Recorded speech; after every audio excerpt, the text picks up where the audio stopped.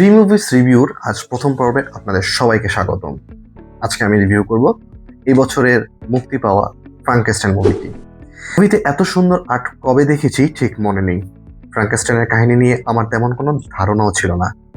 এটাই প্রথম দেখা মুভি ফ্রাঙ্কেস্টাইনকে নিয়ে, যেখানে ভিক্টর ফ্রাঙ্কেস্টাইন বিভিন্ন মানুষের অঙ্গ প্রত্যঙ্গকে জোড়া লাগিয়ে একটু নতুন মানুষ আবিষ্কার করে, কিন্তু সেটা মানুষ নাকি অন্য কিছু সেটা জানতে আপনার মুভিটি দেখতে হতে পারে।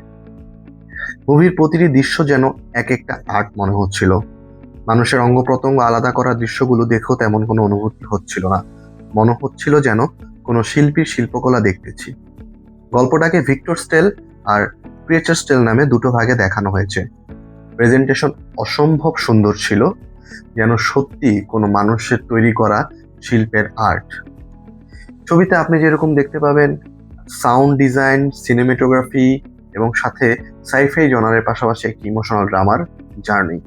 এর পাশাপাশি পার্শ্ব চরিত্রে দ্য ক্রিয়েচার চরিত্রটাকে এত নিখুঁতভাবে তুলে ধরেছে, তার নাম হলো জ্যাকব এলরোডি। আমার কাছে অনেক ক্ষেত্রেই মনে হয়েছে অস্কার আইজ্যাকের থেকে জ্যাকব রোডি ছাপিয়ে গেছে।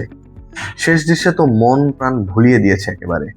তাই আর দেরি না করে এখনই দেখে ফেলুন ফ্রাঙ্কেস্টাইন, এবং আমি হাইলি রিকমেন্ড করছি। ভিডিওটি ভালো লেগে থাকলে মুভি ওয়াচের সাথেই থাকুন।